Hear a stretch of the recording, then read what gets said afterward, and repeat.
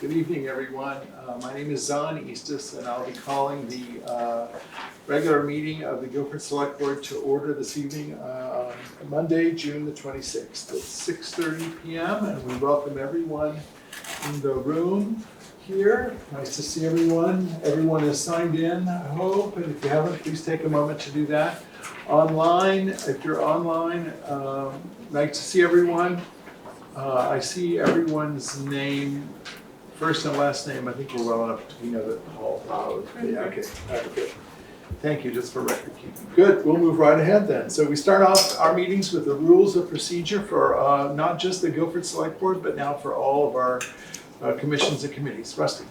The Select Board recently adopted a new set of rules and procedures. They are no longer the Select Board rules and procedures, like Zon said. They're all Guilford public body meetings and now have been shared with all committees and commissions. They are here in the chat online and published on the town website. These rules request that everyone present at the meeting conduct themselves in a civil manner. Tonight, individuals will have a reasonable time to comment on actions the Select Board is considering. Comments and questions will inform the Select Board decision-making process. Individual comments will be limited to 3 minutes. Comments will be heard, not responded to. There will be no exchange between the Select Board and a commenter. Any questions will be recorded and responded to in a timely fashion. Additionally, here in the room and in the chat online, there is some basic information which includes how to contact Select Board members, how to secure a spot during the community comment portion of the meeting, how to get on the agenda, and how to communicate with the board via mail or email. Thank you, Rusty. Yeah. And I just would like to say that this evening I will make an effort to be kind of firm about the fact that we'll be hearing comments and not responding.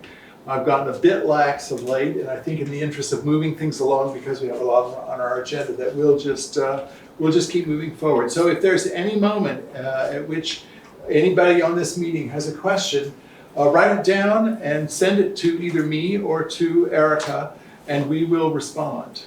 All right? Thank you very much. We'll now move to the welcoming of the public, the community comment period. And well, sadly, Nancy's not here right now, but sadly Nancy isn't here right now. And we may be adjusting things a bit with the weather this evening, but we do have another thing we could talk about this evening for just a moment. Yeah. Sure. Hi, everyone.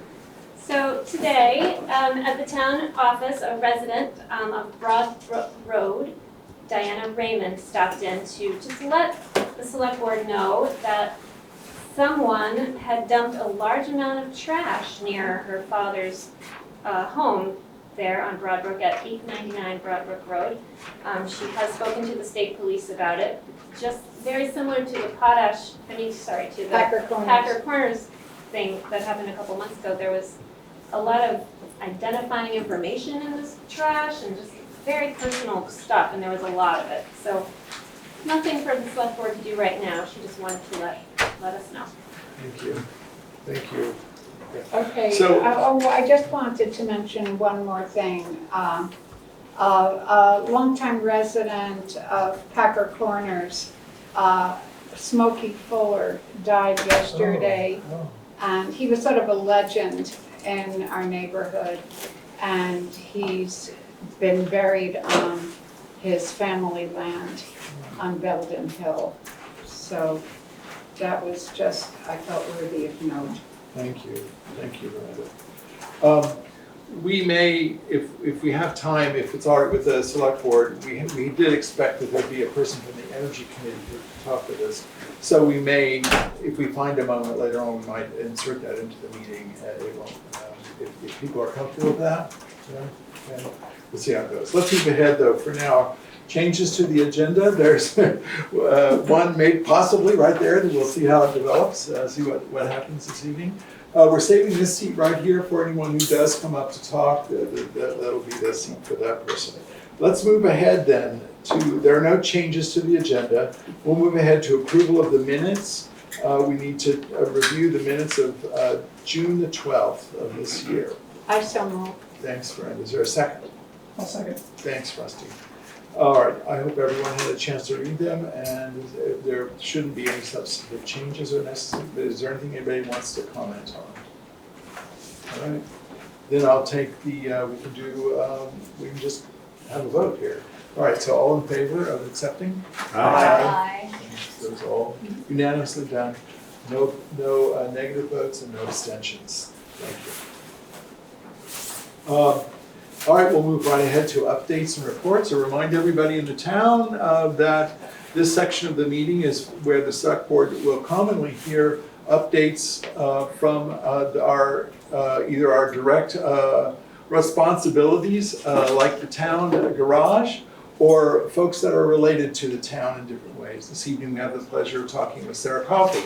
So we'll start first to find out if Erica, if you have anything to report on the highway this evening. They're grading and cleaning up wood still from the big storm, chipping with our new chipper And mowing. And mowing. and mowing. Yeah, I saw mowing today, so yeah. Wonder how they do that and all this. All right, thanks. All right, let's see. I saw some, there's Sarah. Hi, Sarah. Nice to see you here. Just want to say once again, if you, for everyone, if you, when you slipped in, make sure you sign the sheet of paper so we know you're here. Good to see you, Sarah. Good, great to be Thanks. here. Thanks for the invitation. Am I sitting in the right spot? Yes, We're just you're here. right. Hi, everyone. Before I get started, I just wanted to express my gratitude to you all for your service to our town. I know this volunteer job sometimes feels like a bigger job, and really, but the work that you do is so important for our communities, because we know we all care about this community. So thank you again for your service and for the invitation to come tonight. So, and I just want to say, because I too share your, commitment to service and just love of this community, and so it really is a real honor to represent our community in the Vermont House. So I wrote things out, and I might tell me if I'm speaking too quickly, but I know you have a full agenda tonight, so I just wanted to be a little bit succinct. So to start the session, the legislative session this year wrapped up on June 20th, which is a little later than normal, but we had a special session because we had an unusual number of bills that the governor vetoed, so we had a special veto session. And this year we passed a balanced and fiscally responsible state budget that makes strategic use of a lot of one-time funds, federal funds, and support Vermonters in all 14 counties. And we made significant progress, I'm really pleased to say, in tackling the complex and interconnected issues of housing, workforce development and workforce, and childcare, and enacting forward-looking legislation to address climate change. And we know that none of these issues can be solved in one session, but I feel like it was a really strong session in that regard. I won't go into a lot of that. I wanted tonight to focus mostly on some of the work that we did that impacts our municipalities and specifically our municipal government. So for folks who might be watching or seeing the recording this, I've posted an end of session report. I sent it out through Front Porch Forum, and I posted it on my legislative website and on my legislative Facebook page. And if you can't find it, shoot me an email and I'll be happy to send it to you. So I wanted to say though about a couple of things. But if you do have questions tonight about anything that we've done, I'm happy to answer questions. But I thought I would share some of the highlights of some of the things that we did and that might be relevant to ongoing work that you all are doing. So funding education and property tax rates. As folks here probably know, in Vermont we fund pre-K through 12th grade education in Vermont through a combination of revenue sources, including property taxes, which make up only two-thirds of that revenue, in combination with meals, sales, and rooms tax, and a portion of purchase and use tax. So, and this year we continue to have very strong revenues in terms of the meals, sales, and rooms tax and the purchase and use tax. And that's something that for folks, I didn't know this before I entered the legislature, there's a whole process that we go through, which is called evaluating the revenue forecast that we do with the Joint Fiscal Office and our state economist. And we do that in January and then again in January and then again around July 1st. so that there's an agreement about what the revenue forecast looks like. And then halfway through the year, just like the select board does, like we have, do a midpoint review and our budget adjustments. So our revenues are really quite strong, which is really encouraging. So this year, around the state, mostly I think due to the impact of the pandemic, state education spending was higher. And when I say higher, I mean communities passed school budgets that were higher than the previous years. But despite this strong growth in education spending, the yield bill that we passed projects keeps the rate stable. We're projecting an average homestead tax rate of $1.38. We also this year set aside $22 million for next year to buy down taxes, because as our communities experience, there's been an increase in valuation of property taxes, but as I think you all know, that doesn't translate into you having a higher tax bill, because the budgets that we pass, both the school budgets and the town municipal budgets, those are the budgets that we pass, and this is the mechanism to raise the revenue to fund those budgets. Related to this is universal school meals. This year we were, well, let me give you some background. During the pandemic, the federal government paid for universal school meals starting for the 21-22 school year. And I myself, like in winter of 2020, went to the Guilford school before the pandemic hit, and the principal and teachers and families there were like, I was going to see how the meal program was working. And it's been pretty transformational in Guilford in how families are fed. And it's not just for families who are in need, it's universal. So there's a culture around sharing food together. But what it also does, and I heard this directly from the food services person, it gives the schools a reliable budget so that they can get healthier food. And the impact is also that they buy more local food. There will also be, this also enables them to draw down more federal funding to support school meals. So this year with the bill number was H165, this made this program permanent. So we had the feds supported it in the 21-22 school year. The state funded it in 22-23, and then we voted to pass this again. And I have to say, I was a supporter of this program, and it passed on a huge margin in both the House and the Senate. Another interesting bill that you might have gotten less attention was this Vermont Saves, which has to do with helping Vermonters save for retirement. So many Vermonters have inadequate personal retirement for savings, which is really tragic when it comes to the time when they want to retire. So this legislation will really benefit those folks who are self-employed, who work for smaller employers who might not have like what we would call like an IRA program. And this makes this public. It's a S135 is the bill number, and it's a public retirement initiative. It's called Vermont Saves, and it will provide employees not currently covered by workplace retirement a plan to access to one at no cost to their employer. So if you're a business, don't get worried. This is not costing you money, but this is a tool that more workers will be able to access. Another focus of the session, we focused a lot on emergency management services, EMS. And, there's a particular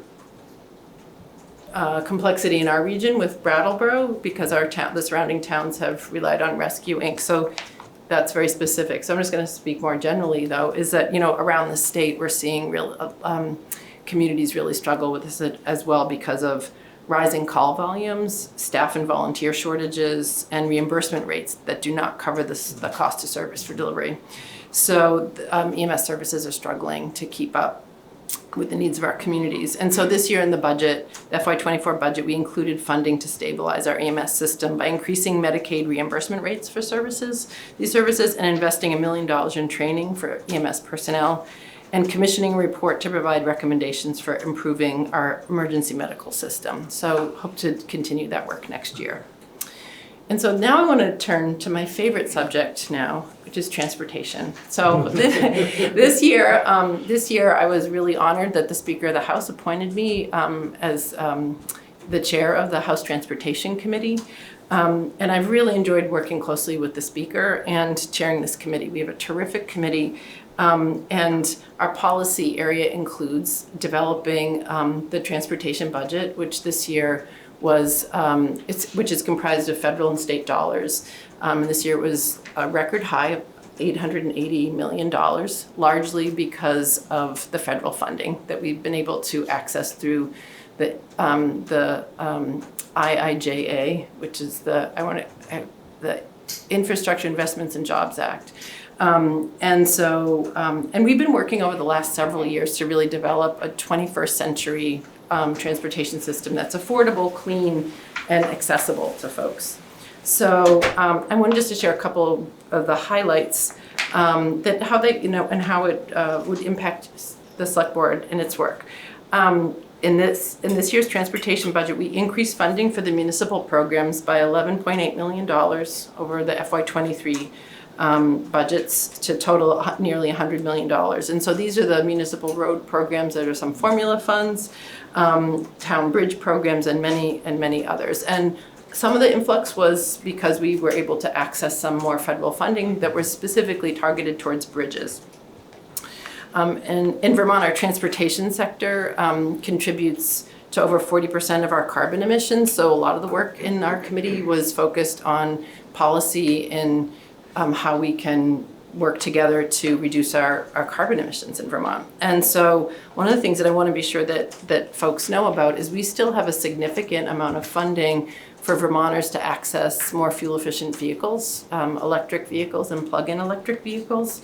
And these, there are programs at the federal level with tax credits, as well as electric utility programs and incentives from the state. And so these can be combined to reduce the upfront price of an electric vehicle by up to $14,000 in some cases for people. In Vermont, our incentives are based on income eligibility. So there is in Vermont, we have a terrific website. It's called the Drive Electric Vermont. It's driveelectricvt.com. And it's a pretty incredible website. You can see all the different kinds of vehicles, what you're looking for, but it also has a really cool tool, a calculator that will help you calculate your eligibility. And what's really different about the way that Vermont has gone about this compared to other states is that when you walk, because it's based on income eligibility, unlike in other states, like the dealers do not know that what you have in terms of your eligibility. So they're not jacking up the prices on top of that. Does that make sense to everybody? So it does translate into it getting you more car. So enough said. Happy to go into it, but it was pretty, I just want to make sure that people know about that. And then we also, I don't know how, we took some money from a program, we reallocated some money from this program, the Replace Your Ride program, that is very well funded, and that money is slowly getting out. And when that happens, sometimes we'll reallocate things because we want dollars to hit the street. And one addition that we made this year with some of that money, with $500,000 of the Replace Your Ride program funding, was to go towards a Electrify Your Fleet program, which will provide some incentives of up to $2,500 per vehicle to Vermont municipalities and business entities and nonprofits that maintain fleets of motor vehicles, even snowmobiles, like for the ski, and so to be able to switch to electric vehicles. So we're excited to see that program come into being. And then the hope is that with more electric vehicles like that, there'll be more used electric vehicles that will go into the used car market as well. So almost at the end here. One of the things I've heard a lot from constituents when I was door knocking was, how can we slow down traffic and how can we make our roads more safe? And also, for biking and walking and driving. And so in the T-bill, the transportation bill, we updated some statute that requires state transportation projects and certain municipal projects to consider what's called complete streets. And complete principles are it's not a funding program, but they're principles in project design. And so, and what the principles are providing safe and accessible options for multiple travel modes for individuals of all ages. You know, in our committee, we spend a lot of time about how we make our streets safer, and also more bikeable and walkable, not just for reducing carbon emissions, but for making our communities wonderful places to live. And since Guilford has done this study around trails and biking, this I thought would be a particular interest. So VTrans is, in the bill, the VTrans is now required to work with regional planning commissions to provide training to municipalities on complete streets. And in order to educate and encourage municipalities to incorporate complete streets principles into more local transportation projects. But what this also will do is it will force the state on the state highway projects to incorporate them. So for us, that's like Route 5, you know, to be able, because I hear a lot about how, people are not able to bike and do things and walk safely. So that was something that I wanted to highlight. And then something that's gone under the radar, but that I'm really excited about is we also included in the transportation bill a really interesting idea. In Vermont, we've seen how successful the Lamoille Valley Rail Trail has been. I'm not sure how much folks know about this, but it's been the trails that have been, the old rail beds that have been converted to a network of trails. It's a project that started out at the very local level about 20 years ago, and over time has become this really robust network that's great for recreation and a recreational economy in the Northeast Kingdom. And so a number of legislators thought, Southern Vermont or the Connecticut River corridor has some similar kind of potential along Route 5, for bicycles. So we're going to be working with regional planning commissions. They're going to be conducting a survey about whether there's interest to support a Route 5 bicycle corridor. And so there'll be you might be getting some outreach about that. And I think, like the Lamoille Valley Rail Trail, Bernie, we've gotten federal funding, we've gotten state funding to build that out, and it's a really pretty incredible network. So I just wanted to put that on your radar. And then last but not least, I just wanted to share, it's been one of the things that I've loved about serving on the transportation committee is you get kind of a statewide, it's a perch to see what's going on around the state. And there's some pretty great projects going on in communities throughout the state. And I always want to make sure that my town knows about the opportunities for funding. So I can send these via email to Erica too, but a couple of things. There's the Agency of Transportation puts out a big 30-page booklet, Show Me the Money. And so this is a lot about some of the grant programs. A lot of these programs, the deadlines come up in August and in the fall. And while we know that we don't necessarily, Erica cannot write 20 grants proposals in 1 year, but some of these are really in alignment with what our town has identified as some of the priorities in our town plan. So it's everything from, municipal park, a town highway bridge program that's, to help the existing infrastructure that we have, but also then, bicycle and pedestrian programs and, FEMA grants. So I just wanted to share this with you. And along with, some members of our community have asked me, how can Guilford as a town help with addressing reducing our climate emissions or improving transportation. And there are some things that our community can do. And I wanted to, without telling the community what to do, I want to give some tools to the community. So I want to give this to you. I'll share this with the Planning Commission as well. But there's a really neat app that's available. It's called Go Vermont. And part of that is about carpooling and car sharing. Mm-hmm. And then they put out this great little kind of toolkit about how to create a transportation friendly community. Because sometimes we think about the only way of transportation is a fixed bus route, which we know is very challenging in a rural community like ours. But we are doing some pretty interesting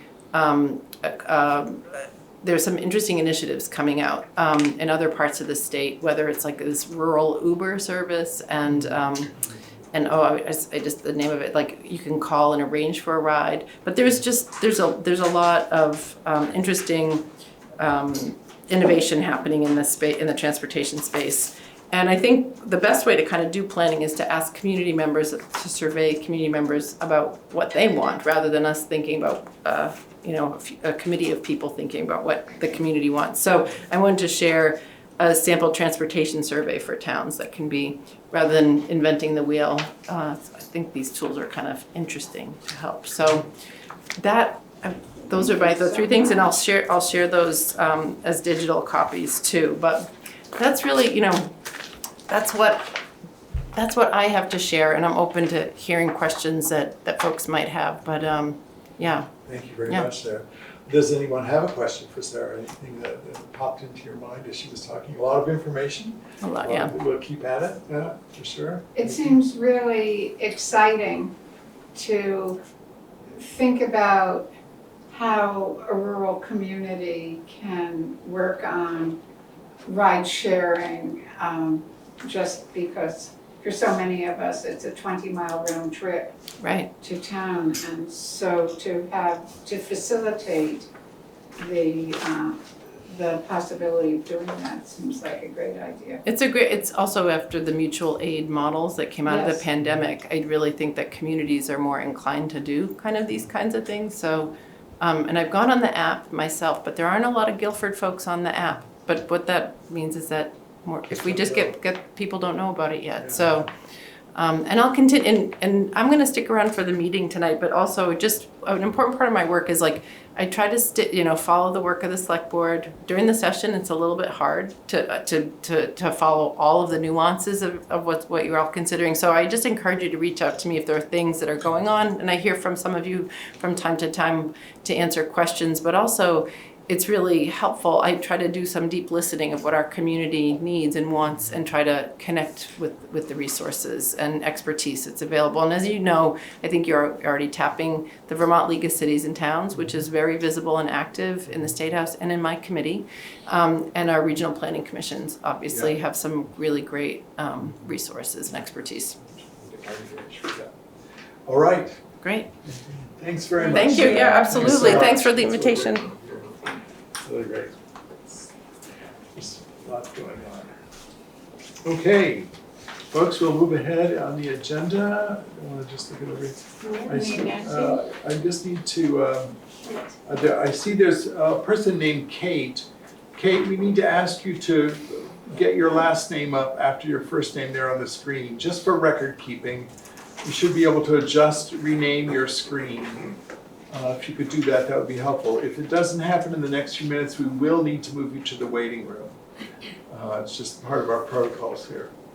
Thanks. Oh, Nancy. Nancy is here.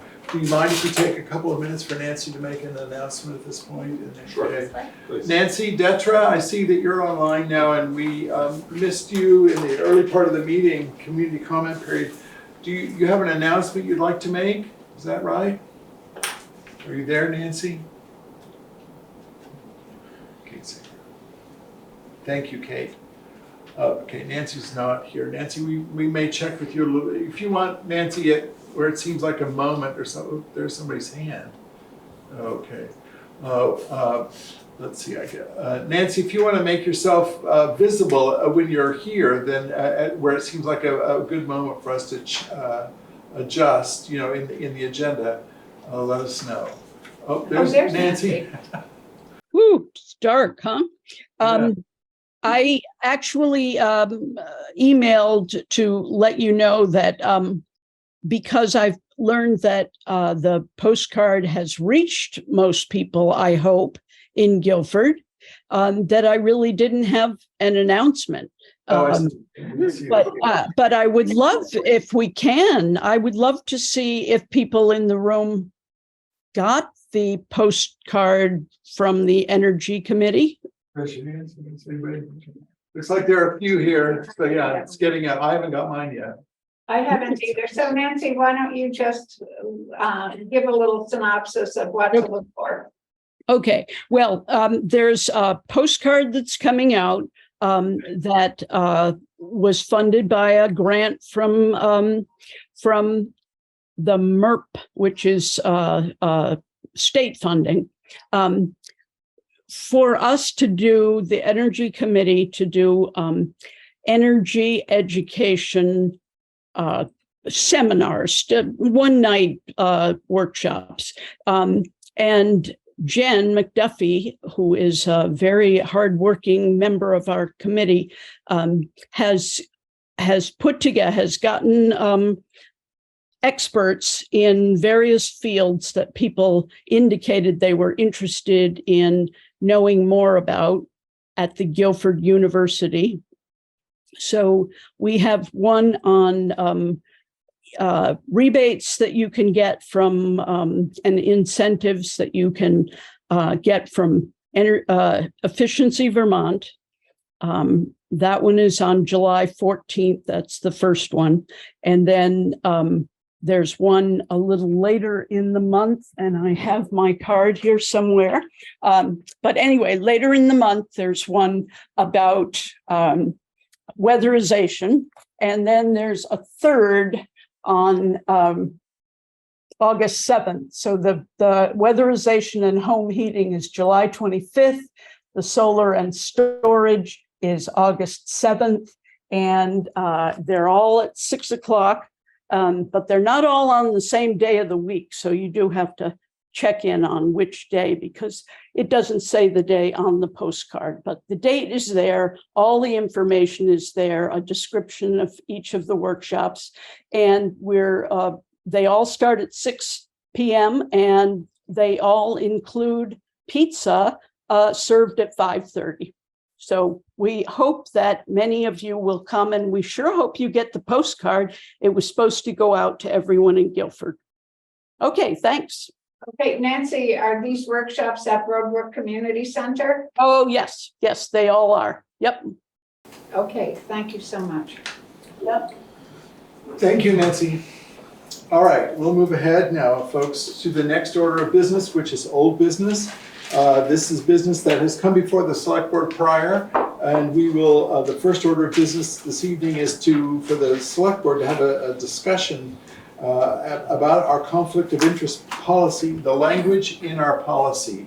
We talked about it at our last meeting, and there was a request that we spend a few minutes talking about the policy this evening. So I'd like to open the floor here at the select board. There are copies online if you need it. There's also a copy here. If anybody has any questions, I have a couple of comments I'd like to make, but if there's anything you want to start with.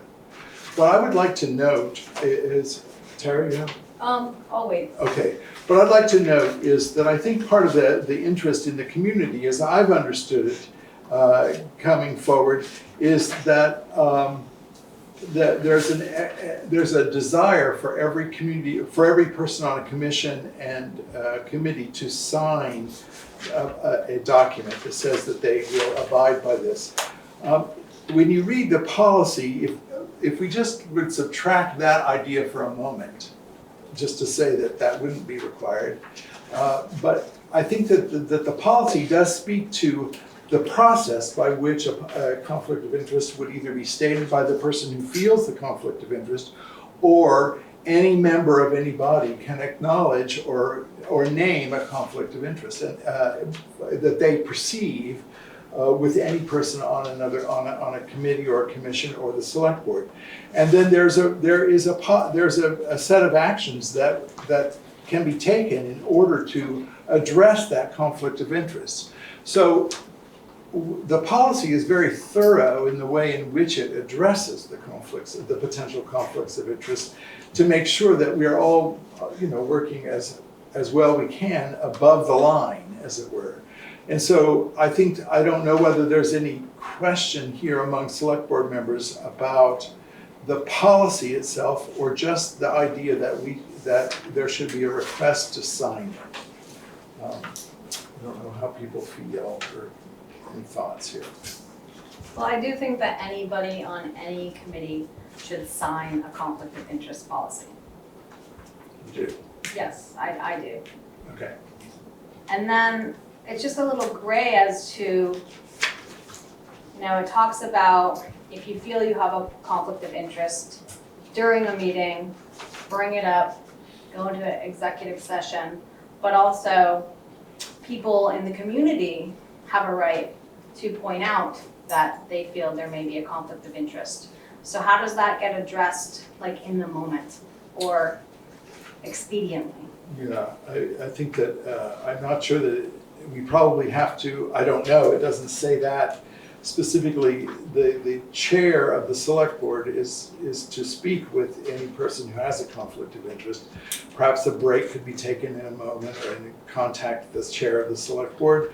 I think that it states very clearly that, let's say Veranda thought that I had a conflict of interest with something, that's not an order for me to necessarily recuse myself. That's just a statement that Veranda's making.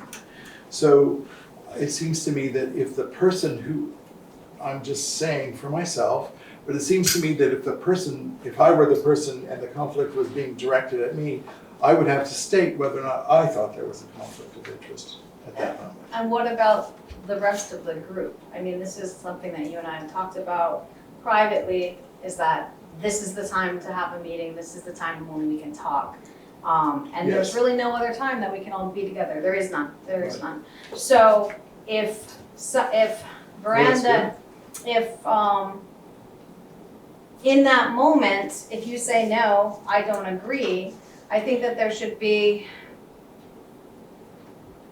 more space to be able to explain why the person that accused in the first place, like what are the reasons here? Like there's got to be a way to work it out and to listen to the people that think that there may be a conflict of interest. Whether that be an email, tell us your reasons, and then we address it at the next meeting with that person, but nothing else that goes further. If there's like a grant that's gonna be awarding, that needs to be on hold. If there's any big situations with big decisions where money's involved, I don't think that they should go through until people can communicate about whether or not there is indeed a conflict of interest. Because it can't just be like, okay, I think there's a conflict of interest, and somebody be like, no, that's not true. I mean, there has to be a little more research. Well, should there be guidelines in? Because anybody can consider what a conflict of interest, but if there was written down what the guidelines are. It does state, there are three issues here about what a conflict of interest is. And if those can be demonstrated to be true, then there would be a conflict of interest. So these points here, would that satisfy your question, do If you it's think? demonstrated, but it talks about in a meeting, where if it's pointed out in a meeting, we can go into executive session, try to figure it out. But if it's a community member that feels there's a conflict of interest, then how do we negotiate that and come to terms with whether there is or not, when we can only meet every 2 weeks? Yeah. Well, we've certainly had plenty of examples of that already here in town, where there have been community members who have claimed conflict of interest. My view, again, this is my view, just based on everything that's happened in the past and based on this policy, is that when it's necessary, we would need to turn to legal expertise to help us understand. These kinds of issues can't simply be one person's opinion against another person's opinion. There has to be a standard by which we are all being measured. And that standard is attempting, I think, to be stated here. But if there's it's one thing for a community member to name a conflict of interest. It's another thing for there to simply be no conflict of interest, and then we can only ask that community members would refrain from speaking about it again, I suppose. Right, I think one of the issues is that there's limited people that volunteer for positions, so therefore they know people, and they may want something done that doesn't necessarily mean that there's a conflict of interest with what they're working on. But I think that by having everybody sign a conflict of interest policy on every committee, and then they acknowledge what they feel could potentially be a conflict of interest, then it's out there, then it's documented. So to clarify what you're saying, you would like to see the policy itself just signed by people, not necessarily the same form that you No, all I have to- think that anyone on You'd a, like the I think form. anyone on a committee should fill out a form. that form that And you. then they announce what their potential conflict of interest is. So they acknowledge it within that group, on the committee, like this could potentially be a conflict of interest, therefore I'm gonna state that. So, yes, so just to play that out a little bit, on the select board, we each have to name potential conflicts on a piece of paper. So Yes. I would write any that I have down on a piece of paper. That doesn't mean I have to state them to anybody. No. Nobody else sees them. So necessarily, now it doesn't mean that anybody who asks for the record would see what I believe to be a conflict. And then I suppose a community member could, or another select board member could have a question about that. Why couldn't, within the committee, other members see those? Oh, I just papers. think from a practical point of view, the way it's worked is, it's a document that I meant to sign that states my issues. So then if it arises, we can go back to We that. refer to that. It's not meant as a document to share that we're all kind of passing around and Right. seeing what our conflict. Right. First of all, I wouldn't be able to remember. Yeah. If you each had 3 or 4, whatever, I Yeah. wouldn't be able to remember. I just think so. that there should be something that holds people a little bit more accountable within the committee. When they acknowledge that this could potentially be a conflict, then they've owned it. And then if things come up, we can reference that. Okay, so. That's just how I feel, and I feel like the town, I think the whole conflict of interest piece that keeps coming back, I think that may eliminate some of the distrust. It'd be nice if it would, that's for sure. How do other people feel about what Tara's suggesting? Anybody have thoughts or reactions? Well, I guess, when I think about the commissions that I'm involved with, I don't think anybody would have a problem with signing things. I think having a clear definition of what is and what is not a conflict of interest in clear layperson's language would be useful. Since I've been serving on the select board, something that has been brought up as a conflict of interest seems completely not a conflict of interest, but repetition. Just having a feeling about it and repeating that feeling, I believe has been destructive. And I don't think that people signing something that says, I have a conflict of interest would change that. If it would change it, delightful. I know that in different things that come up, for instance, I volunteer for neighborhood roots. So I would say I'm not going to be on an ARPA subcommittee, that not because I would have any financial gain from it, but just I like them. I Right. believe in them. And so with an extraordinary dedication to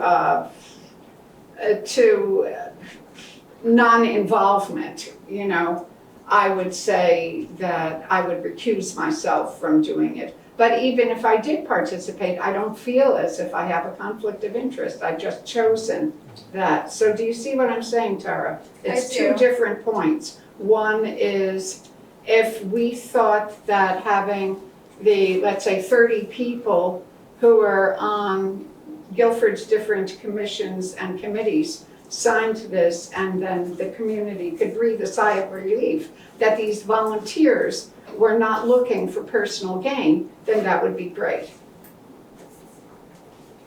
I think it's also true that, we've seen Michael recuse himself from various decisions based on certain things. That would never have come up on his conflict of interest report, so that's just an issue. Another thing, this is a question that I would have that I think we'd want to research if we were going to go down this road. I don't know what the legal issues are about asking all of these volunteers in the community to actually sign and disclose what their financial interests are in the town. Right. There's a certain privacy level there that I'm not sure it's okay for us to require. So what about just the conflict of interest policy? That Just- nobody signs that, right, in the various committees? Because that would be, No, nobody signs it. Yeah, we'd have to. just saying that I've read this, I understand. Yeah. I think that. Yeah. What do you That's think? different, that would be different than what the Right. select board has to do, but that would be satisfactory for you? Yeah, Enough? what about you, Miranda? I would have, I feel as if, the people, I'm related to two different commissions, the Cemetery Commission and the Rec Commission. And I don't think anybody would have a problem signing it, but it's just like one more thing. Yeah, and I don't think that anybody here has a problem recusing themselves from anything. Right. Like, I'm gonna be working with neighborhood groups as well, and I would also recuse myself if there was an ARPA grant. I will also just say, and I want to hear other thoughts too, but I will say that this policy has been in place since 2018, I believe, and what? 16? It's 2016, okay, and the by law, we're required to keep various records. And Guilford was notoriously bad at keeping records of this particular type, so that when there came public record requests, there simply were not the records available in complete fashion. So, and that's keeping track of 5 people's signed documents over 5 years. So now we're asking, we would need to ask our town administrator to be responsible for keeping 30 to 25, 20 to however many there are documents. I'm not against it, please understand. I'm just being real, what I think some of the realities are here. And it shouldn't be too difficult, I wouldn't think, but we haven't had a fantastic history of it so far. Well, I think that that is extremely doable. I Okay. think that you meet at the first meeting, or Mhm. somebody sends around paper and then it goes into a folder for that. Mhm. So I think that is something that we should get better at. Yep, no, I agree. I totally agree with you. I'm just naming it, Yeah. that's all, yeah. Any other thoughts and reactions? I share a concern, Miranda, about discouraging people from volunteering. And not only that, to me, it's like you're asking somebody to sign something and you're not telling them what the conflicts of interest are. You're just going to guess yourself what the conflicts are. To me, it would have to be spelled out more concretely what the conflicts of interest are. Yeah, I understand what you're saying. So that, there's nothing, as we've seen in this community already, there's nothing that could stop any community member from naming a conflict of interest for any one of us. We've seen it happen already in the community. And so I'm not sure that even having a document like this is actually all that helpful, having the policy in the first place. It's defined. The definitions, if the definitions aren't adhered to and agreed to by the people that are essentially signing it or coming under it, every person that's engaged in our community in any way as a volunteer is expected to adhere to this. Whether or not they've signed it, there's an expectation that it's basically talks about trust and honesty, I think is what we're getting at. And so I don't think it's gonna protect anyone, this is my view, I don't think anyone's gonna be protected by having signed this document, because we've already seen it at play in our community. It doesn't matter whether someone signed a document or whether or not they followed the certain policies. It hasn't stopped the community, some members of the community, from being very concerned that there are conflicts of interest where there were none. And so, but I agree with Miranda, if it would help us get toward that notion of trust and health, I'm all Well, for it. I think it acknowledges that we're taking responsibility, and I'm not saying that people aren't taking responsibility. No, I'm I not hear you. saying that people aren't being No, trustworthy. But I think that there is a cry from the community for various reasons and from past actions that are asking for this. So I don't think it's harmful to ask somebody to sign a piece of paper and just be forthright about whether they thought they might have a conflict of interest, and it's probably no big deal at all.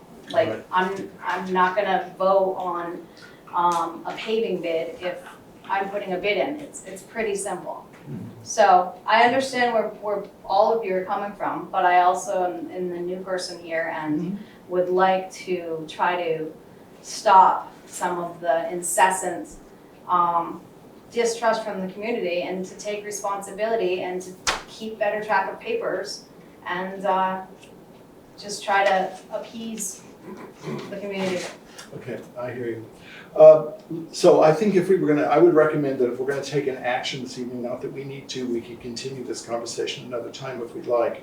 But in order for us to have that policy, as you're suggesting, would require an amendment or adjustments to this, which will take time. And so I would propose that there come a motion that we appoint a subcommittee to investigate and see what the realities are, the advice from VLCT, the advice from our lawyers if necessary, to make sure that we're doing everything in the best way possible. So I would entertain that kind of a motion right now, if that would be reasonable. So would you like to be on that subcommittee? I would, because I would just like to delve into it more deeply. Feel free to make that motion if you'd like. I would like to make that All motion. right, is there a second? Well, I guess I would second it. Okay, I would. Does it have to be a subcommittee, or can I just do a bunch of research and come back and make a presentation of what I think maybe should change, or I don't know. Yeah, why don't we, can I make a motion to, that you go off and do some research and come Yes. back and make a report? yes. Let's try that. Well, that sounds like a great idea. Okay, we Yeah. haven't, I don't think we've done that quite like that before. I mean, do Is we it- have to have a motion about it, or Yeah. can No, Tara no, just do research? No, there we go. The motion would be to appoint a subcommittee. Since we're not doing that, you simply can, let's continue the conversation. Okay, Yeah, and and Tara, I know how busy you are, or I imagine how busy you are, but maybe what you could do is just talk with some people who have had these concerns in the past and just query people that if every Guilford volunteer signed number 1, 2, and 3 about conflict of interest, would that somehow relieve them about the trustworthiness of our volunteers? I mean, you could put it in a way that sounds less sour. okay, I will. Thank you. I'm just being honest Yeah, here. yeah, okay, good. All right, I think, are we comfortable, folks, moving ahead? Thanks, Great, Sarah. and thank you Good, for your yeah. dedication, Yes. Tara. I I'm really honesty. value. Thank you for bringing it up. I think it's an important discussion. All right, folks, thank you. We'll move on to the next item on the agenda, which is the Ewen driveway permit. And I'll take just a minute to explain a couple of things, and there may be a potential action here. Excuse me, Mr. Chairman, was there no public discussion allowed? There's no for that? public discussion on that this evening. There's no action on the table. That's the only moment at which public discussion is required. So thank you. And I will remind everyone that if you have thoughts you'd like to share, please send them along to me or to Erica, and we'll get them taken care of. Thanks. So for the Ewen driveway permit, I want to just speak for just a minute. We feel that we have completed as much as the town can complete our understanding of the situation of this particular request, which is to create a driveway off of Potash Road It is currently a public road. There's a driveway permit, and there's a driveway permit request that we've been addressing and dealing with for some time. The select board has been trying to be very careful in this conversation because we want to make sure that we are protecting Guilford's interests in all of this. It's complicated. There's more about this that we're going to talk about in a moment. But as far as this permit is concerned, there is no reason that we can that Guilford can find by which it cannot and will not submit or approve this driveway permit. So we can be poised to award the Ewens this driveway permit off of Potash Road with language that comes, and this has been approved already by our road commissioner. The language says, by issuance of this driveway permit, the town in no way authorizes the applicant to remove, disturb, or damage private property located within the town's right-of-way. So Potash Road, as it exists now, has a certain right-of-way. The stone wall that's being requested to be breached in order to create this driveway sits on two properties and is also part of the right-of-way of the road. So we feel that we can release Guilford from any responsibility by any responsibilities for this decision-making, which we have believed all along needs to be a discussion between the two property owners. That by suggesting that we will issue the driveway permit, but we will not authorize the applicant to remove, disturb, or damage property located within the town's right-of-way. That's the way that we can get around this. So I will move, does everyone understand what I'm saying here, okay? No, I don't understand what you're saying. Yeah, 1 second, please. We'll get to you in just a second, all right? We have to have a motion on the floor in order to engage the committee. So I will move that we approve this driveway permit as signed by our road commissioner. And so I need a second to get it onto the table. Thank you, Michael. Okay, so the discussion is that while in granting this permit, we are granting a permit that is required, that we essentially by statute that we provide. We are not making the decision about whether the stone wall can be breached. That's not something that we can do. That's a decision that has to happen between the Delagores and the Ewens. And so we will not be party to the discussion about what happens. We will grant that a driveway can be created off of Potash Drive at this point because it is a public road, but we will not be part of the discussion, cannot be part of the discussion about whether or not the stone wall is disturbed. So, is there any question here in the community or thoughts? Eric? Yes, I don't think you should approve this request until the issue of the discontinuance, there was a request for a discontinuance of Potash Drive in, when was that, 2018 or 2016? That the property owner, the Delagores, assumed had been approved at that time, and it was approved by the select board. It may have been done incorrectly, but I think that's an issue that needs to be litigated and explored. So I think you need to put this off until that issue is resolved. Thank you. Are there any other comments from the community? I so disagree with this. I mean, it's a public way. We've requested a permit. And we're granting it. But how are we gonna get it? If you You'll have can't to go. go, the property, the. But since when does a stone wall now become an issue With the town. with the town? I don't understand that. People open stone walls to get access to driveways all day long, and now all of a sudden this has become a roadblock. And I think the wording in there is such that it's like you've got double standards going here now.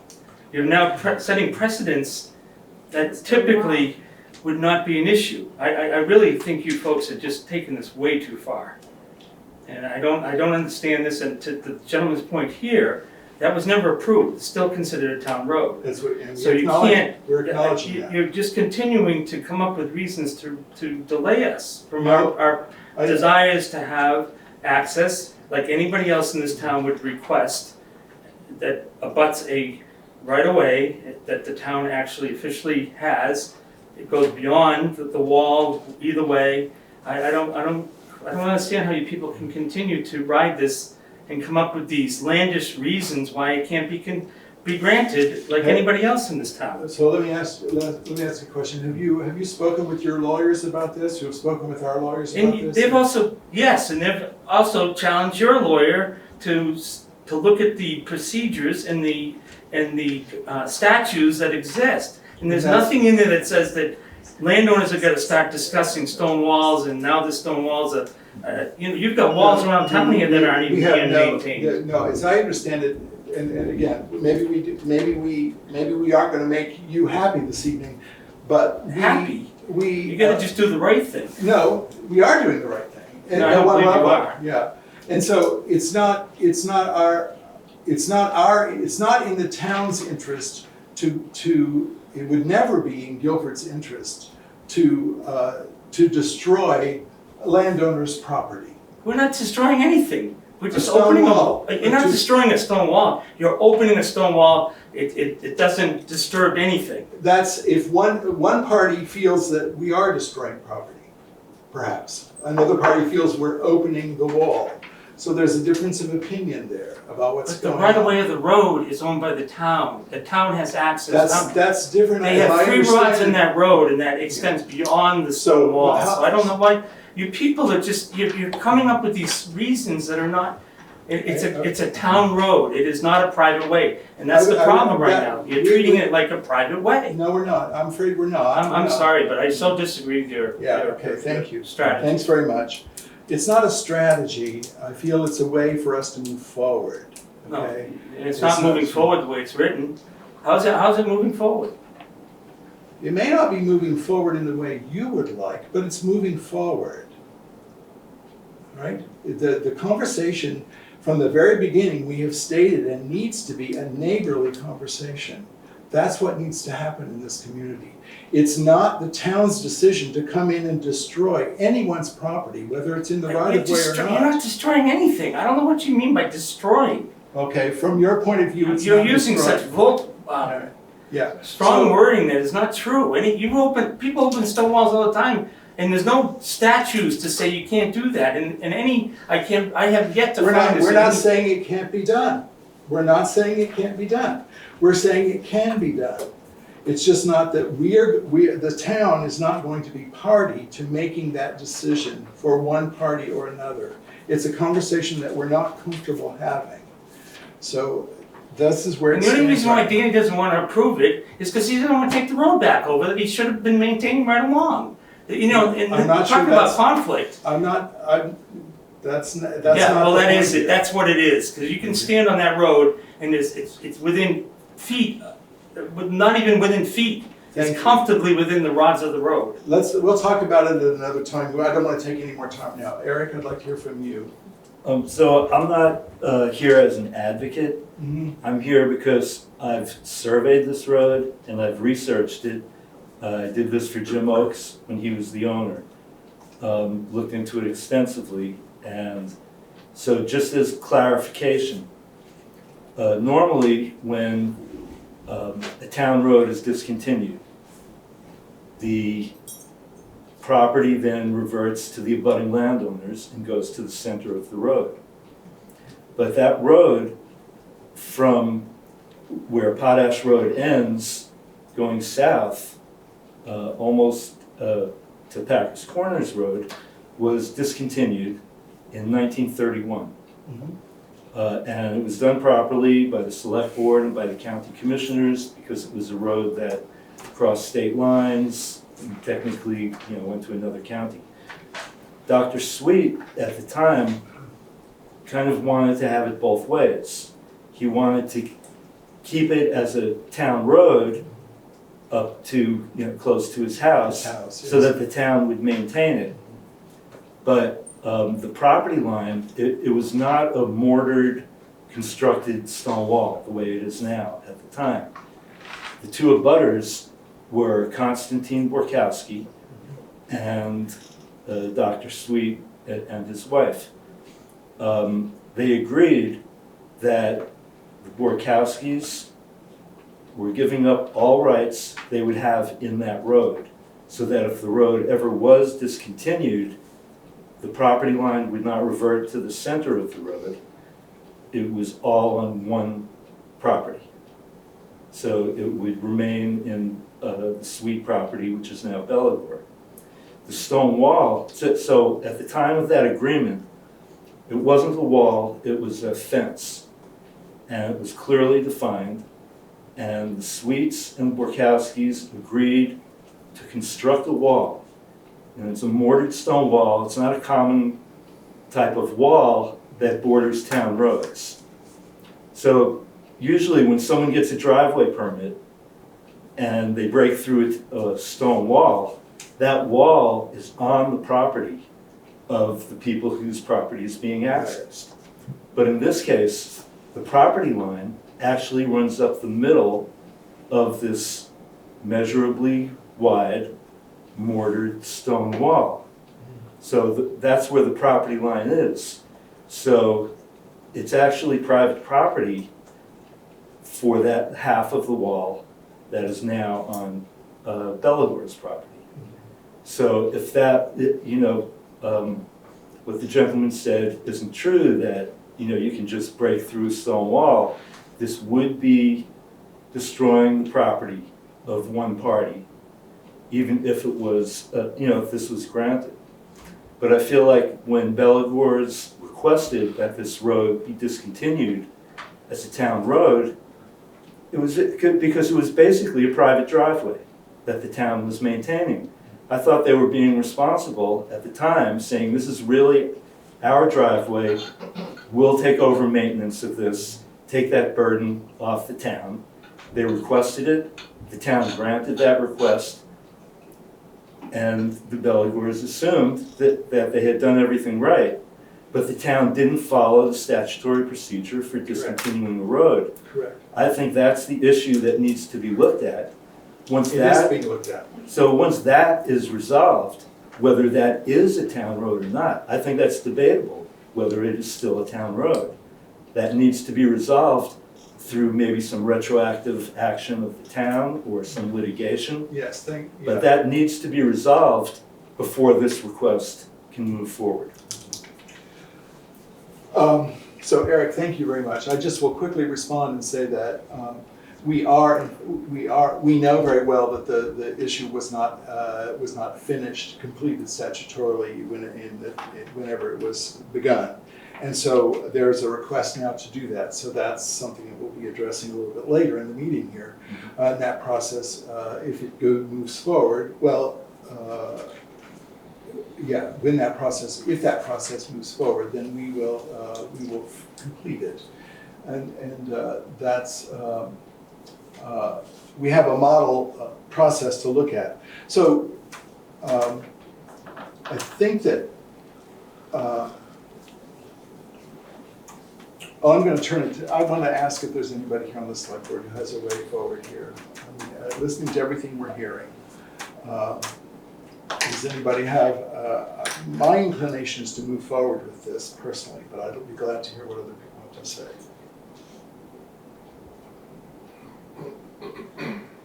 Okay. Well, I wonder, I don't claim to have any expertise on this. I am really impressed by, by Eric's diligent recitation of the history, and that makes real sense to me. And I'm wondering whether, we haven't approved a change of order to the agenda, but just from what feels like is coming from what Eric was saying, that our unfinished business, first off, is to retroactively finish the road privatization. I don't know if, at this point in the meeting, when we didn't say before, that we had voted for a change in order that we can then do it, but it does seem like a way forward that seems more in line with our duties, our diligence. I will say, thank you, Brenda. I will say that the discontinuance process is a several month process. It's not something we're going to be able to just move Okay. quickly on as part of the information. Well, thank you for clarifying that. So, And the select board voted last meeting Yes. to start the process. we Yes. have voted to start that process. So I just wanted to be able to share the process with the community this evening. I see. So Well, then I would be inclined to go forward with this. I think that we have what's happening here, Tara. Well, it It's doesn't very make, difficult. yeah, it is. It doesn't make sense that we can grant a permit if we don't know what the status of the road is. We do know what the status. You know the Okay. status, it's an approved road, it's a class 3 paved road. Yes, The thank you. ownership of I the think road. that's in dispute. No, No, it is not in it's dispute. It can't be in dispute, Eric. It is a public road until the process is completed. There can be opinions about what it ought to be, but the fact is, by state statute, it is a public road. Right now, it's in a kind of weird cloud place. No, it's not in a weird club. Well, I mean, in the sense It's of who's. defined, it's very clearly defined, the No, statutes are very sorry. clearly defined. Sorry. And I don't, you people No, are just let- taking too much time with Wait a this. second, Mr. Young, please.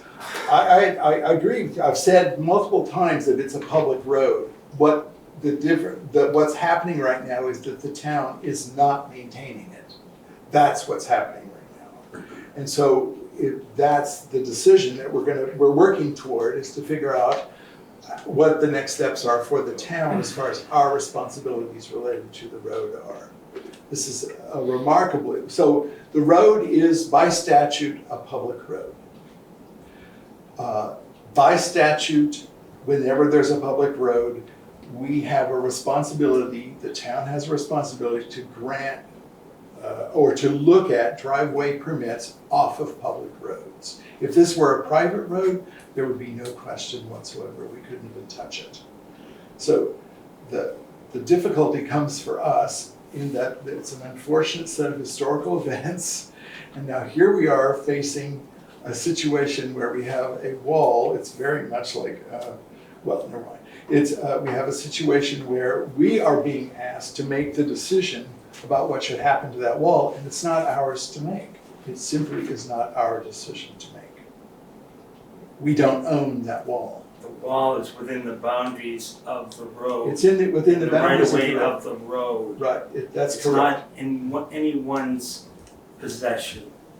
It's equally, it's all parties involved, maybe, but not I know. necessarily. I think the town, if I read the town highway statutes, you own so much, not own, but you have the right of way and the consent to do whatever you have to do within 3 rods of that road. And if you take the center of that 10-foot road, Yes, 5 feet, We understand you're that. way over the wall in We- all cases. We understand that. We understand that. We understand that part of it. So I think that, Well, just one other comment, Yes, Eric. that 3-rod rule only applies when the layout of the road and the boundary is not reproducible and clearly defined. But in this case, it is. So the 3 rods do not go beyond the center of that wall, and half of that wall is private property of buildings. I see. These are just facts. But where is that defined? That statute, Where? Vermont road law. Where? We'd have to probably go look it up. I don't know. No, the I- answer now. Good luck. But in the land records, it goes right down To the middle. through the middle of the. And Yeah. we have. And there's others- a deed from Konstantin Borkowski, 1935, it's on record here, of him giving up all rights beyond the center of that wall. I didn't. So I'm going to ask here, if we had enough discussion, we can table this if we need to, and put it off 2 more weeks if we need to table it, to think about it more and have more discussion at another meeting. Or we can vote this evening to approve this driveway permit, as Dan, our road commissioner, has already done. I say we vote this evening. I don't think anything's gonna change in 2 weeks, do you? I don't think so. Our hearts may change, I'm sure. Visitations may change. So are we able to vote, do we feel? We need full force honesty here. It's difficult. All right. The only other question I have is, say we grant it, and then the road goes back to Brattleboro, what happens at that point? It would be grandfathered in at that point. This Okay. driveway Okay. permit would be grandfathered in, Okay. as I understand it. But it's also true that then it will be even more of a discussion between the Ewens and the Belgors. Okay. So, I don't necessarily agree with what you're saying, that nothing can change in 2 weeks, because based on, what I'm hearing here, and I just came to hear, how people were perceiving the facts. My advice to Belgors will be to pursue this with an authority on Vermont road law and put an injunction on this and stop it until the issue of the discontinuance is resolved.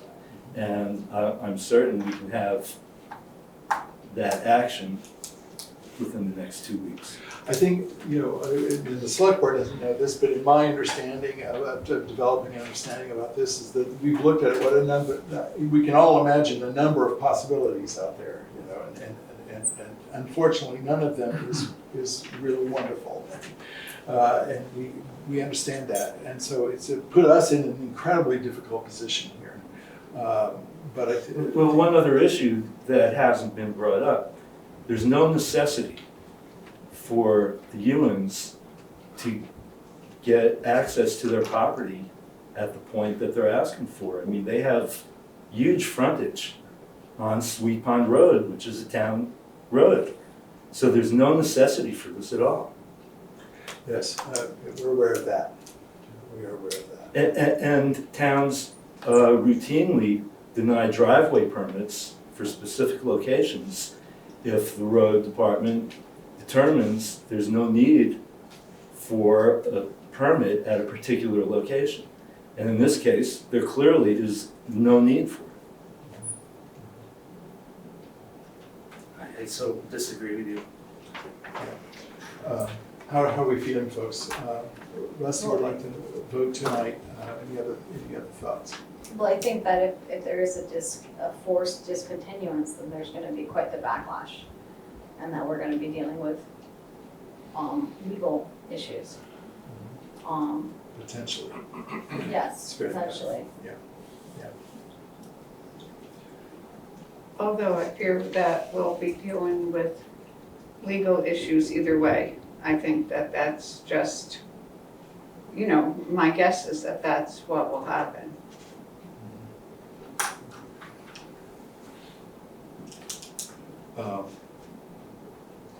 Can we take a vote about issuing this driveway permit?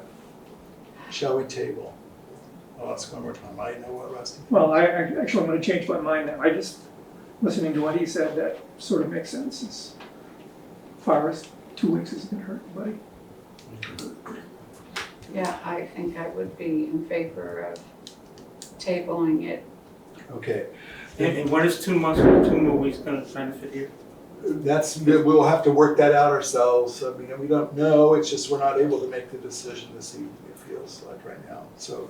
I don't know how other people feel. Yeah. I mean, Well- you have a request for a driveway permit on a public road. We understand that, and we're the only reason we're not signing it is because you don't agree with this language here. And so we're happy to sign what it says right here. I think we're happy. I Can you think just we probably repeat can this pass language that Danny's written in here now? No. What has he got? This is language after lots of looking at deeds and looking at issues, and it's not that Danny thought this up. No, it's not that. This is advice coming to us From after who? looking at all of the, looking at a number of issues related to this situation. So, How can we, people aren't gonna wanna hear this, but how can we even issue the permit if the line goes right down the wall and it's equal property of both people? How can we even do that? With the stipulation. with a stipulation, we can do it. What's the stipulation again? By issuance of this driveway permit, the town in no way authorizes we don't authorize the applicant to remove, disturb, or damage private property located within the town's right-of-way. We don't authorize that. Someone else can, we don't. So we acknowledge that it's still a town road. We would issue a permit, but we don't authorize any destruction of the stone wall. Therefore, the Ewens and Bellegors would have to work that out themselves if they want the right of way right in that area. That's exactly. All right, I think that we don't have to take any action. I think we will table this and we'll review it again in 2 weeks. And I'm sorry, Mr. Ewen, but I think that this is a very complicated, painstaking experience for all of us. What about us? Well, What about us? I'm not denying. I'm not denying anyone here. I'm not denying anyone. Well, you just I'll said say it that in your for favor, and you're. Excuse me, Mr. Ewen, we have rules of procedure here, and I feel as if the select board has been very patient with your continuous interruptions. I mean, we understand that this is very difficult for you, but the rules of procedure say that the chair recognizes somebody. Thank you. Let's go on then to the next item on the agenda, which is the Potash Road discontinuance process. I think we need to table that, vote to table that. You think we need to vote to You have a table? motion on the floor. Oh, there was a motion, okay. All right, so we're gonna amend that motion then. All right, I will, thank you, Sheila. I will amend the motion to table a discussion for a future meeting. All right. And we Is there- need to vote on We need to vote on this, so thank you, Rusty. All right, do we need to discuss that amendment? All right, sorry, very complicated. All right, all those in favor, say aye. Aye. Any opposed? Any abstain? Thank you very much. It's not without great difficulty that we do this for everyone concerned. Thank you. Let's move on now to the Potash Road discontinuance process. At the last select board meeting, the select board voted to reinstate that process, which was not completed the last time it was attempted. So I'm just going to read very carefully into the record so that everyone knows what this process is, and we can be watching the select board go through this process to make sure that we're doing everything correctly. So first of all, there comes a petition from landowners to request it. That happened a long time ago, but we now have an up-to-date letter of request. So the next thing is that we will set a time and a date for a visit to the actual site, and we will give notice, and there's a required amount of notice per Vermont Statute 19, Section 709. We will follow that. We will then have a site visit and a public hearing. Those can happen at the same time. So probably, as I understand it, what will happen is we will have a site visit and we will have a public hearing there at the driveway.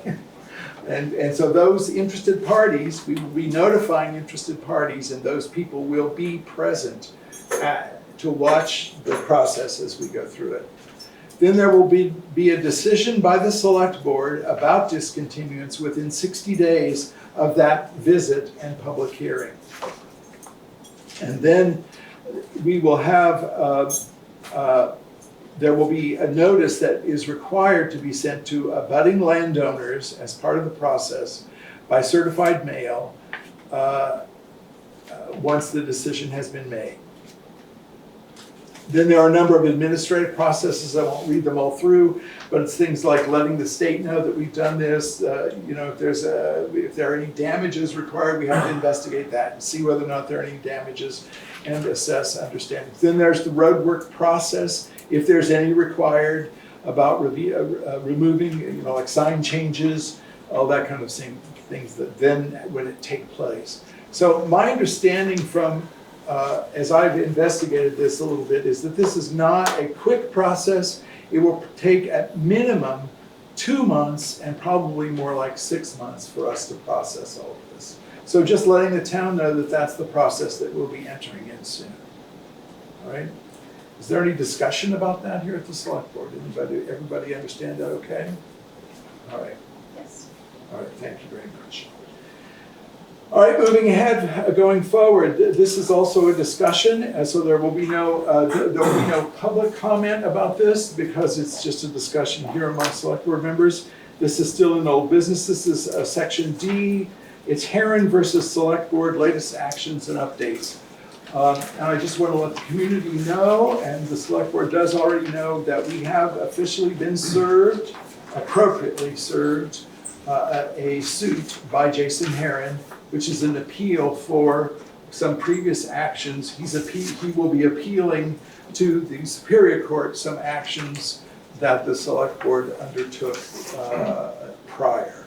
And so I also want to say, just let the public know that we've been in this process. The suit was initially presented to the town, to the Superior Court, and to Select Board members, as well as a few other individuals that are not Select Board members were originally named in the suit.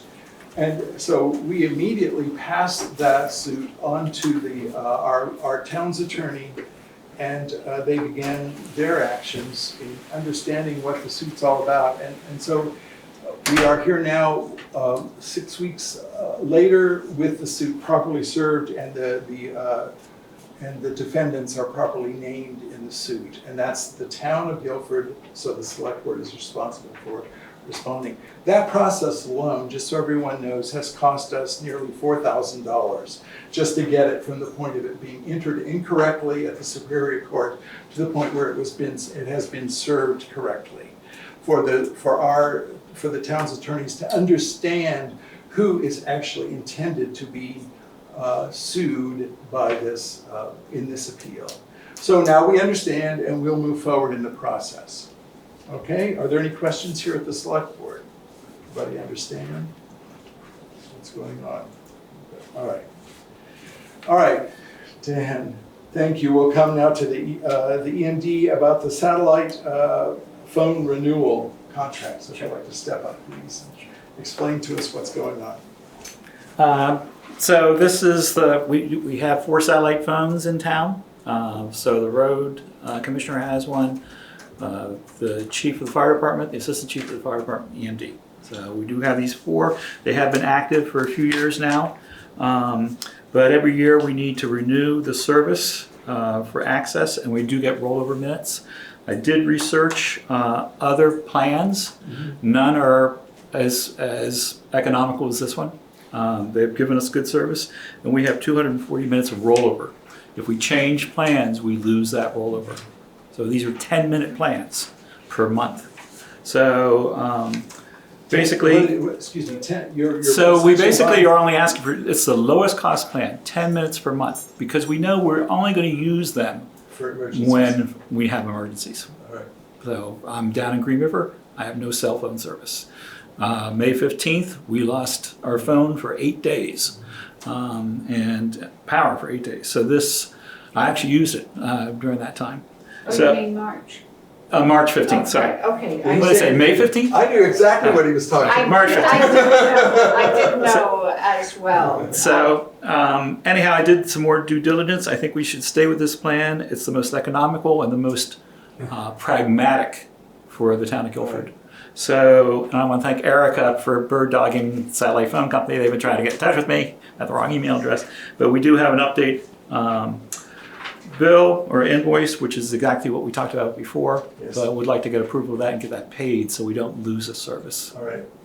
Can you tell us a little bit, do we have a copy of that? I have 2 copies right here. Okay. Thank you. Let's see. Here. So what we're looking at here is The $3,600 for all 4 phones for a full year. okay, all right. Okay. So this is separate from the warrants, this is. This actually is included in the warrants. If we approve it. Yeah. Yeah. Oh, I see. So as soon as Okay. we approve it. All right. Okay, Are we ready to entertain a motion? yes. Oh, I move that we accept the EMD's request for this funding for the satellite phones. I would second. Thank you, Michael. Is there any conversation here at the board? Terrific. Thank you very much. Okay. I had 2 minutes. I'm going to give 30 seconds real quick, an update. One, Nancy Detra contacted me for the Gazette. I wanted an introductory about the emergency management in Guilford. I did draft something up. We have to July 1st. If you have any edits to it, let me know. It's very simple and straightforward. I also had Chief Bristol from the fire department review it also. On Wednesday, there's actually going to be a power outage scenario discussion up in Wilmington. So Wyndham Regional is running that. So Steve Lemke, and myself, and Chief Bristol are going to that. And specifically about power outages, which we think is probably going to be the October 24 multi-day exercise. Oh, I see. So that's what's going on with that. And I do want to say that thank you to Georgia Smith, who is one of the volunteers, have put together a flyer. We have it here, and we have at least a half a dozen volunteers who've signed up and given me direct calls. And so do you need more volunteers? We're always looking for more volunteers. Great, great. Good design can make a difference. Yeah, exactly. So we need to vote on this if you're comfortable. Yes. Yeah, all right, you finished there? I'm finished. All right, Dan, thanks very kindly for everything, really. So any discussion about this? All right, let's take are we all in agreement? Everyone in favor of this, please say aye. Aye. Aye.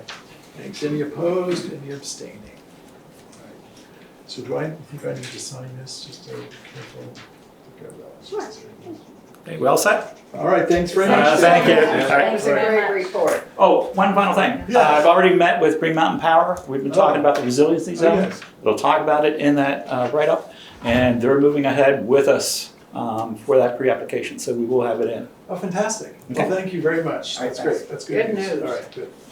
Okay, folks, now we're going to move on to new business. That was quite a lot of old business, and we are happy to undertake it all. Now we look to new business, and we need to correct the minutes of September 4th, 2018. The date on the header is incorrect, and we need to correct that so that we all are on the same page as we address some of the issues that are related.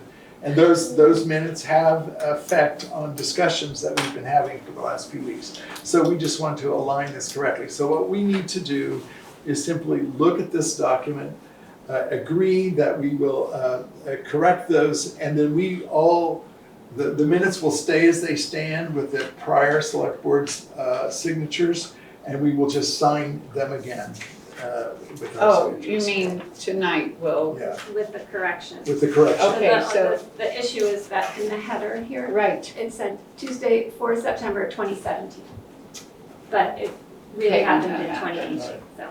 Yeah, we have to try. So that accounts for some of the confusion. So yes, yeah, some of it, yeah. So we need a motion to change those. I so move. Thanks, Brenda. Is there a I'll second? second. Thank you, Rusty. Any discussion? It Okay. can happen. No. You can, all in favor, please say aye. Aye. Aye. So any opposed, any abstained? Thank you very much. Okay. All right, then we're going to move on to another piece of new business, and I will get this up on the screen here. There has come, as many members of the community have watched, there has come repeatedly an allegation that each time the select board needs to speak, needs to conduct normal business with its lawyers, there's an allegation that we as a select board need to meet in order to approve the connection to town's attorney. So we don't believe that. We've not practiced in that way. So this evening, I'm suggesting that we adopt a resolution that in fact names me and Erica at this moment, the chair and the town administrator, as the voices that can and will speak with, have done, spoken with our town's attorney, and will going forward speak with our town's attorney, so that we've all agreed and authorized that that's the case. So I'd like to read this resolution, and I'll read it as a motion. I'm proposing that we adopt this motion, this resolution this evening. Whereas at a November 8th, 2021 Town of Guilford Select Board meeting at which all or a majority of the members were present and voting, which meeting was duly noticed, called, and held, it was agreed that the town should engage Monahan Safar Dusham, now Monahan Safar, to provide legal services to the town. Whereas the engagement agreement executed on November 8th, 2021 authorizes Monahan Safar to act as general counsel for the town in all matters for which legal services are requested by an authorized town official. Whereas the select board chair and town administrator are the town officials who have contacted Monahan Safar with requests for legal services, and the full select board has approved all legal bills. Whereas one or more community members have expressed a belief that the select board must specifically authorize town officials to request services from Monahan Safar in every separate instance where they request legal services. And whereas the select board disagrees with this belief, but nevertheless desires to specifically authorize the select board chair and town administrator as authorized officials to request legal services from Monahan Safar as the authorized officials determine necessary and or as requested by the select board, and to the extent necessary to ratify any previous requests for legal services made by the authorized officials to address the community member concerns. Now, therefore, be it resolved that the select board authorizes the authorized officials or their designees to request legal services from Monahan Safar as the authorized officials determined necessary and or as requested by the select board, and ratifies to the extent necessary any previous requests for legal services by the select board chair and town administrator. So do you need a second? Do you need a second? I will happily second it. Thank you, Brenda. Is there any discussion here at the select board of this? All right. Is there any discussion in the community? I see Jason's hand. Hi, Jason. You have a comment? I think. Yeah, I do have a comment. This is pretty crazy. The head defendant in this case is our chairman, Don Estes. He is the primary defendant in this case, and he is the one who's trying to use town money to squash my accusations. Now, my everything that I'm stating comes from statute, and this is page 14 of the select board's handbook. It says, Vermont law gives authority to select boards and not to individual select board members. An individual select person has no more authority to take action on behalf of a town than any other resident. But then you think, well, what about these general administrative tasks? You know, because that's ridiculous. You can't do that. You have to have some general administrative tasks. Well, there's another statute. It's 1 VSA 312G. It says that routine day-to-day administrative matters may be conducted outside of a duly warned meeting, provided that no money is appropriated, expended, or encumbered. Now, what your select board is trying to do right now is to allow their elected or appointed town administrator, who, by the way, does not need to be a resident of Guilford, to contact our town lawyer on his behalf or his own behalf so that he doesn't have to face these accusations. So I'm reading to you directly from the select board handbook, and I'm reading to you directly the state statute. And these are very clear, and it could not be any clearer that anyone from the town, no one has the authority to contact our town's lawyer without the select board's joint authority. Now, say a lister has a question needs a lawyer's advice and they can't get it from the VLCT, they have to then go to the select board and ask the select board permission to contact a lawyer. any other department has to do that except for the treasurer, because we have a budget for the treasurer specifically if they need legal advice. So they would not have to come to the select board. But everyone else, if I want to contact the town's lawyer, if our appointed town administrator, if our lister, if anyone wants to contact our law firm, they have to have the select board's joint authority. That is very clear. What the select board is trying to do right now is bypass this whole process so they can avoid what's coming. This is all about Chairman Estes. Everything that he is doing right now is to prevent the town from knowing exactly what's going on. And this is outrageous. If this passes, Tara, if this passes, this is outrageous. You are just giving the authority to the select board, the chairman of the select board, to do whatever he wants, whenever he wants, to contact our law firm without asking you. He can do it without asking you. You got as many votes as he did. You got more votes than he did. What gives him the authority and not you? This is outrageous. That's all. Thank you. Thank you, Jason. All right, so what this resolution does is give me authority. This is the authorization that we're giving here by the select board, is giving me the authority. And the town. And the town administrator as well. Restating it. Yeah, we're restating, yes, yeah. Okay. It should be noted that we have already given the town administrator authority to do just this kind of conversation with our lawyers in her very job, in her contract. So that is not true. That is not true. Absolutely not true. Excuse me. Well, stop lying. Stop lying, and I don't have to interrupt.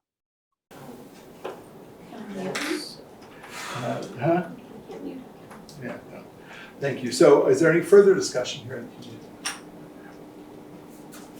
All right. All those in favor of this resolution, please signify by saying aye. Aye. Any nays? Any abstentions? I'm gonna abstain. Okay. Right now. Abstain. All right, thanks, Chair. All right, one abstention. Duly noted.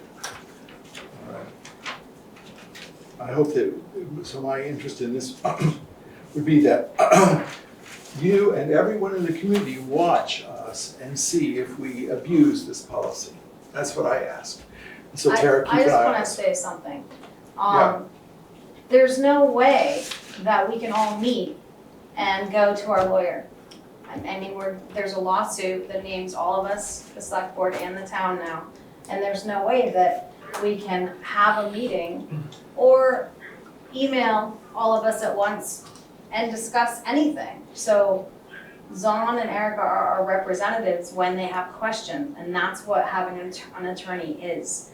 That's what happens when. Do you think it's appropriate? Do you think it's Jason, appropriate that the I'm named sorry, person, please, the named you're not defendant in recognized. this It's not is the one recognized. representing the select board? He's the Jason named is not defendant. recognized. Jason is not recognized. Ideally, after your process that you just delineated, we can come to the select board with the information that the advisement that we get from the attorney. So it's just a passing on of the information that we get. And I will also say that just for history, and we all understand that this resolution is not dreamt up out of thin air. It's a resolution that other towns in the state of Vermont have adopted in order for their select board chairs and their town administrators to conduct regular business with town's attorneys. Those towns that use attorneys in the way that we're using an attorney. Sorry. All right, Sheila. I'd also just like to state that what you are doing is codifying best practices that have been going on for at least since 2012 and probably long before that. And that the clause in the town administrator's job has been there for as long as I remember the town administrator's job. So. Thank you. All right, folks, we'll move on now to the new business, the third part of our new business tonight, which is just, I would like to, because we have two new employees in the town, Erica and Ellie, that are appointed by us to do their jobs, and they're new, they need to have 90-day reviews done with them. And so I would like to, there are a number of ways this process can go forward, but I think at this first time around, the way I would like to do it is to have a colleague assist me in the process of conducting reviews with Erica and Ellie. So if there would be, I would like to, we can't make a motion until we know that one of you would be willing to join me. But if one of you is willing to join me, then we can make a motion and we can establish a subcommittee is what we need to do now in order to finish this process. I would really enjoy doing this, but I don't think that I can fit it in right now. Okay. Yeah. I can do it. Rusty. Great, that's what we were waiting for. All right, so I will Go, move Rusty. in that we appoint myself and Rusty as a subcommittee to conduct these 90-day reviews. I would second that. Thanks very much. All right, good, bravo. Let's all vote to approve that. So all those in favor say aye. Aye. All right. Any opposed? Any abstain? It's really exciting to have this new staff, you know, it's great vibes at the town office. And that's something I'll just say publicly that I hear in the community. I hear it, so it's good stuff. All right, Karen, we're ready for the warrants. Okay, I would like to, I forgot what I was supposed to say. Move. I move that we pay the following. I move that we pay the following warrants. Payroll for the week of 6/18/23 was $7,835.06. Payroll for the week of 6/25/23 was $11,804.86. We have an expense warrant, which I will tell you about, in the amount of $247,537.98. And then an expense warrant for $52.50. Erica was And the total is. Oh, yes, sorry. The total is $267,230.40. And I will jump in here and second your motion, and then we'll have discussion then. All right, it's It's been a long day. yeah, well, you're prepped, you're probably Oh my just. gosh.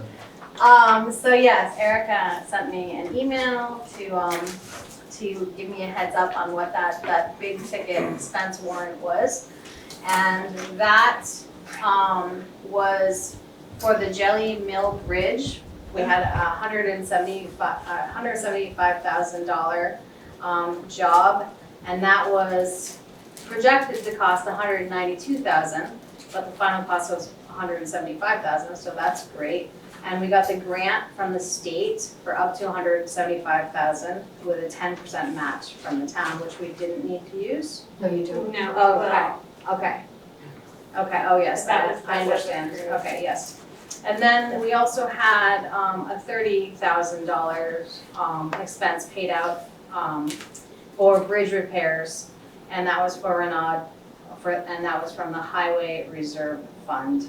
And then the other small expense warrants were for the Fish and Wildlife. And then there That's was the a, only one, actually. okay, The okay, other one was just resolved, okay, so there's no expense there. all right. All right, thank you. So You're welcome. is there any conversation here we need to have with the board about these warrants? Okay, so it's been moved and seconded. All those in favor say aye. Aye. Any opposed? Any abstained? All right. What's the Fish and Wildlife for? How about, It's for Yeah. hunting and fishing licenses. yeah, It's the fee we pay to the state. Okay. great. Okay, we have, now next we move on, there's no other business this evening, so then we move on to correspondence. Note that on our agenda, we've changed that title. Previously, it was titled communication, but because there were some community members who perceived that to be, that was a community time to communicate to us. That's not what it's about. It's actually correspondence that we receive as the select board. If you'd like to correspond with us, we'll talk about it at this moment. So I've asked Michael to characterize the correspondence that we received this week. I do not have a report for communications this week. Let's see, let me look that up real quick. I think I have it printed. Where did it go? Oh, there was the potash. Yeah. Did I think that? Request. In the folder. Communication. Oh, right, Okay. yeah, there was. Okay, yes. Okay, so yeah, okay, thank Is you. it I'll this take a letter? moment to, yeah, we won't read the whole letter. Yes, thank you. It's a long letter from Paul and Christina Belagore. It's about Potash Road and about just setting the kind of a history that we heard plenty about tonight, and their point of view with the situation. So we've read that letter and we will respond as soon as we're able. Thank you. All right, so next we need to move into an executive session. And this is for us to deal with labor relations agreements with employees. So I will be moving as per statute, Vermont statute, VSA section 313A1B, that the select board move into executive session. So that will be the motion. Is there a second to that? And including, Oh yeah, thank you, Miranda. And I want to make sure that we include Erica Elder into the motion. so do you need a second for that? Yes, I'll second. thanks, Rusty. Good. All right, is there any discussion about that motion? All right, so we will, that's the reason for going into executive session. Then we will move to go into executive session, okay? So for the reason to move into executive session, all in favor say aye. Aye. Is there any negatives? Any abstentions? All right, then I will move that we go into executive session at 8:21. Is there a second for that? Thank you, Brenda. All those in favor? Aye. All right. Okay, thank you. I move that we step out of executive session at 8:40. All right, that's the motion. I'll second. Thank you, Rusty. Is there any discussion here? All right, all in favor, say aye. Aye. Any opposed? Any abstain? All right, passes, thank you. Then, we need to make a motion about the business at hand. So does someone want to make that motion about what we discussed in the executive session? I'll make the motion to approve the hourly wages of all the town's workers. All right. Second. All right, thank you. In accordance with our This is budget. in accordance with our budget, yeah, there's nothing unusual here. Okay, is there any discussion here at the select board? Okay, all in favor, say aye. Aye. Aye. Any opposed? Any abstentions? Okay. thanks, Erica. All right, folks, now we'll move on to the actions from the previous agenda. I'll just read those into the minutes here. We added an item to the agenda. This is talking about our last meeting. We added an item to the agenda. We approved the minutes. We approved a generator grant proposal. We approved reopening of the discontinuance request of Potash Road. We adopted the goals frameworks for the select board's 24 goals. We took recommendation of the Green River Bridge in parking from the subcommittee. We approved MT3 for ditching work according to a recommendation from the Highway Commissioner. We approved a liquor license for Hardy Ford. We named a subcommittee for an ARPA grant for the neighborhood routes. And we approved and signed animal control contracts. We approved the warrants, and we accepted Sean Murphy's resignation as lister. That's the actions we took at the last meeting. Now for tonight's actions. Do we have to talk about the action we took at the special No. meeking? No, Oh, goody. we will approve those. Great question. Yeah, it's a good question. You will approve those minutes at our next meeting. Okay. All right, thank you. So tonight, our actions were that we approved the minutes of the previous meeting. We tabled the Ewen driveway permit request. We just a second, we approved a recommendation from Dan Ingold about satellite phones and renewed that contract. We corrected the minutes of September 4th, 2018. I almost said 1918. And we approved a resolution which gives authority for the chair and the town administrator to contact the town's attorney in order to do regular business for the town. We formed a subcommittee to do 90-day reviews for 2 new staff members. We approved the warrants, and we approved the pay increases for staff according to budget workshops and according to the approved budget by the town. I think that's what we did tonight, among other things. Right. All right. And Tara will report back to us at some point in the future about her conflict of interest research. Very good. Yeah, those are actions to be taken. Yeah. And, all right. So the next order of business would be to accept an adjournment motion. Also move. Rusty, thank you. Is there a second for that? I'll second it. Thank you, Tara. Is there any conversation about that? Hope not. All those in favor say aye. Aye. Any opposed? Any abstains? Thank you very much, folks. That's the end of this Lord have evening's meeting. mercy. We'll see you in 2 weeks. Thanks very much.